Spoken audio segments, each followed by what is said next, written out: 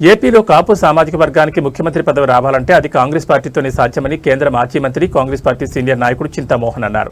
రాష్ట్ర రాజకీయ చరిత్రలో ఇప్పటివరకు కాపు సామాజిక వర్గానికి చెందిన వ్యక్తి ముఖ్యమంత్రి కాలేదని ఆయన పేర్కొన్నారు. 20% పైగా జనాభా అన్ని అర్హతలు ఉన్నప్పటికీ కాపులు ఒక్కరోజు కూడా ముఖ్యమంత్రి పదవి చేపట్టకపోవడం బాధాకరమన్నారు. టీడీపీ, వైఎస్ఆర్సీపీ వంటి ప్రాంతీయ పార్టీల్లో కాపులకు ముఖ్యమంత్రి పదవి దక్కే అవకాశం లేదని, కాంగ్రెస్ పార్టీలో మాత్రం ఆ అవకాశం మెండుగా ఉందన్నారు. కాపులు, బలిజీలు కాంగ్రెస్కు మద్దతుగా వస్తే పార్టీ అధిష్టానాన్ని ఒప్పించి కాపు సామాజిక వర్గానికి ముఖ్యమంత్రి పదవి వచ్చేలా ప్రయత్నిస్తానని తెలిపారు. ఈ సందర్భంగా దివంగత ముద్రగడ పద్మనాభం కాపు ఉద్యమానికి చేసిన సేవలను గుర్తు చేసిన చింతామోహన్, దళితులు, కాపుల ఐక్యత కోసం ఆయన చేసిన కృషి చిరస్మరణీయమన్నారు. ముద్రగడతో తనకు సన్నిహిత అనుబంధం ఉందని, కాపుల వీధుల్లో అంబేద్కర్ విగ్రహం ఏర్పాటు ద్వారా సామాజిక ఐక్యతకు ఆయన బాటలు వేశారని కొనియాడారు. ముద్రగడ పద్మనాభం గారు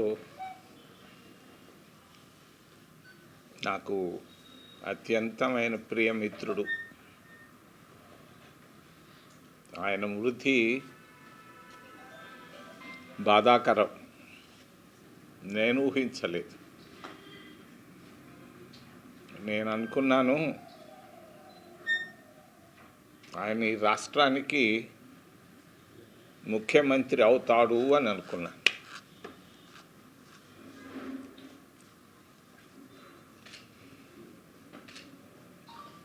కాపుల వీధిలో అంబేద్కర్ గారి విగ్రహం పెట్టిన రోజే అనుకున్నాను పద్మనాభం గారు తప్పనిసరిగా ఈ రాష్ట్రానికి ముఖ్యమంత్రి అవుతాడని.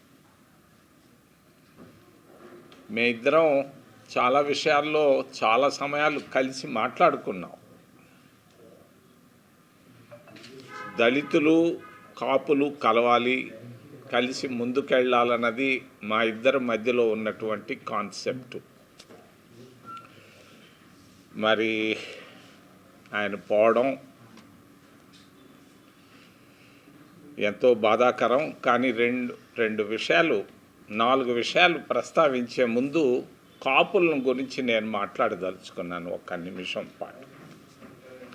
వెనకాల బ్యానర్లో ఉంది, కాపులు ఆంధ్రప్రదేశ్ రాష్ట్రానికి ముఖ్యమంత్రి కావాలి. 75 సంవత్సరాలు దాటింది స్వతంత్రం వచ్చి. ఎంతోమంది ముఖ్యమంత్రులు అయ్యారు. దామోదరం సంజీవయ్య ముఖ్యమంత్రి కాగలిగాడు 60 సంవత్సరాల క్రితం. ఎందుకు కాపు ఈరోజు వరకు ముఖ్యమంత్రి కాలేకపోతున్నాడు? డిఎంకే 2 ప్రాంతీయ పార్టీలు పోరాడి పూర్తిగా ఓడిపోయినాయి, డిపాజిట్లు కోల్పోయినాయి. కొత్త రాజకీయ పార్టీ వచ్చింది. కానీ ఆంధ్రప్రదేశ్ రాష్ట్రంలో 12 ఏళ్ళ ముందు నేను తిరుగుతుంటే అందరూ నా ముఖాన ఊశారు, తూ ఛా అన్నారు. ఈరోజు తూ ఛా అనేవాళ్ళు లేరు. నువ్వు ఒక్కడివే తిరుగుతున్నావే, మీ వాళ్ళు కూడా తిరిగితే బాగుంటుంది, తిరగండి, మాకు మీ కాంగ్రెసే మేలు, కాంగ్రెస్ వస్తే బాగుంటుంది అని అందరూ అంటున్నారు. 100కి 100% ఇది వాస్తవం. అటు కేంద్రంలోనూ ఇటు ఆంధ్రప్రదేశ్ రాష్ట్రంలోనూ ఎవరు ఎన్ని చేసినా కూడా, పాడి మోసినా, మరి పాలపిండి మోసినా, ఏది మోసినా కూడా రాబోయేది కాంగ్రెస్ పార్టీ, కాపులు ముఖ్యమంత్రి కావడం ఖాయం ఖాయం ఖాయం అని నేను చెప్తున్నా. ఇది సంభవం. చాలా ఉన్నాయి ఉత్తర భారతదేశంలో రాజకీయాలు. ఒకప్పుడు అంబేద్కరు 12 అడుగులుంటే ఈరోజు 165 అడుగులు ఎత్తుకు వెళ్ళాడు. ఎందుకు వెళ్ళాడో చాలా మందికి తెలియదు. నేను చెప్పదలుచుకోలేదు. ఈ సందర్భంలో కాపులు రాష్ట్రానికి ముఖ్యమంత్రి అవుతారు, అవి తీరుతారని తెలియజేస్తూ, మోడీ గారు 12 సంవత్సరాలు పూర్తి చేశారు ప్రధానమంత్రిగా. భారతీయ జనతా పార్టీ ఏమి సాధించారు? వాళ్ళు అయోధ్య పేరు చెప్పి వచ్చారు, రామాలయం కట్టారు, అందరికీ ఆనందం, మనందరం ఆహ్వానించాం, సంతోషం. కానీ రామాలయం పేరు పెట్టి, రాముడు దేవుడి పేరు పెట్టి వేల కోట్ల రూపాయలు కలెక్ట్ చేశారు వాళ్ళు. ప్రతి ఇంటికి వచ్చారు, ప్రతి ఊరికి వెళ్ళారు, ప్రతి కోటీశ్వరుడు దగ్గరికి వెళ్ళారు, ప్రపంచంలో ఉన్నటువంటి ప్రతి హిందువు దగ్గర డబ్బు తీసుకున్నారు. ఎన్ని వేల కోట్ల రూపాయలు తీసుకున్నారు?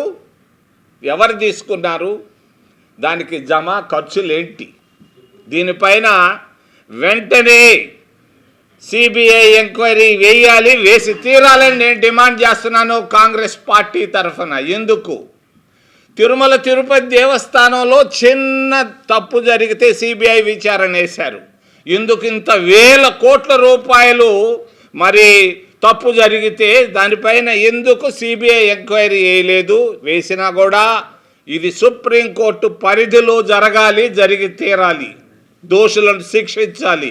రాముడు దేవుడు పేరు పెట్టుకొని డబ్బులు కలెక్ట్ చేసినటువంటి భారతీయ జనతా పార్టీ మిత్రులు సోదరులు ఎవరు వీళ్ళు? రెండో విషయం, రూపాయలైతే నేను అడిగి చెప్పుండేవాడిని కాదు, 16 లక్షల కోట్ల రూపాయలు ప్రభుత్వ బ్యాంకుల నుండి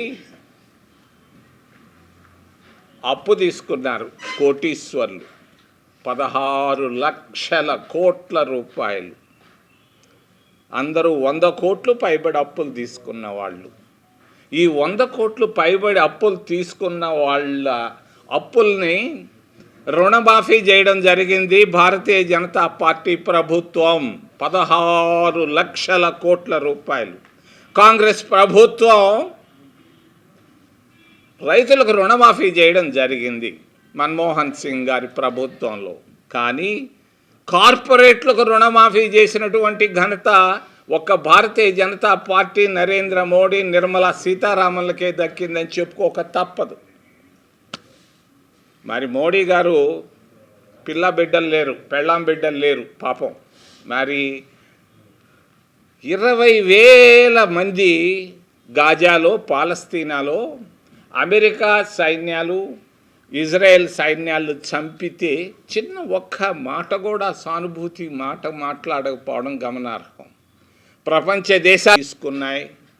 మరి ప్రక్కనే ఉన్నటువంటి ఆంధ్రప్రదేశ్ రాష్ట్రంలో ఉన్నటువంటి మాజీ ముఖ్యమంత్రి గారి పైన దాదాపు 16 సంవత్సరాలుగా ఏమీ ఇప్పటిదాకా న్యాయస్థానాలు ఆలోచిస్తున్నాయా, నిద్రపోతున్నాయా, లేకపోతే రాజకీయ ఒత్తిడికి లోనయ్యి ఉన్నాయా అన్న విషయాన్ని తమిళనాడులో అనుకుంటున్నారు ప్రజలు. ఎందుకనంటే జయలలితకు ఒక న్యాయమా, జగన్మోహన్ రెడ్డికి ఒక న్యాయమా అని అంటున్నారు వాళ్ళు. నేను అంటం లేదు, నాకు మిత్రుడు కుమారుడు, ఆయనంటే నాకు ఇష్టం. ఎంతోమంది ముఖ్యమంత్రులు అయ్యారు. ఎన్టీ రామారావు కొడుకు కూడా ముఖ్యమంత్రి కాలేకపోయాడు, విజయభాస్కర్ రెడ్డి కొడుకు కాలేకపోయినాడు, జనార్దన్ రెడ్డి కొడుకు కాలేకపోయాడు, చెన్నారెడ్డి కొడుకు ఆయన అయిన దానికి సంతోషం, కష్టపడి అయ్యాడు. కానీ మరి జయలలితకు ఒక న్యాయం, మరి జగన్మోహన్ రెడ్డికి ఒక న్యాయం అని అనుకుంటున్నారు ప్రజలు. న్యాయస్థానాల వైపు చూస్తున్నారు. చివరిలో కాంగ్రెస్ పార్టీ ఖచ్చితంగా అధికారంలోకి 29లో కేంద్రంలోకి వస్తుంది. అంబేద్కర్ రాసినటువంటి రాజ్యాంగాన్ని మారుస్తున్నారు. అమిత్ షా రాస్తున్నాడు కొత్తగా రాజ్యాంగాన్ని ఈ మధ్య. ఆయన ఏం చదువుకున్నాడో నాకు తెలియదు. మరి మోడీ గారు చదువుకుంది 4 తరగతులు. ఆయనకు అసలు రాజ్యాంగం అంటే తెలీదు, రాజ్యాంగాన్ని చదవలేడు కూడా. అమిత్ షా ఏం చదివాడో నాకు తెలియదు. అమిత్ షా కొత్త రాజ్యాంగాన్ని తీసుకొని వస్తున్నాడు జూలై 20వ తారీఖున. దేశం ప్రమాదంలో ఉంది. ఆంధ్రప్రదేశ్ రాష్ట్రం కూడా ఆర్థికంగా పూర్తిగా బలహీనంగా ఉంది. మరి ప్రత్యేక హోదా ఒక్కటే ఆంధ్రప్రదేశ్ రాష్ట్రాన్ని మరి ఈ సంక్షోభంలో తీసుకొస్తుందని తెలియజేస్తూ మీరు దయచేసి ప్రశ్నలు అడగమని మిమ్మల్ని చేతులెత్తి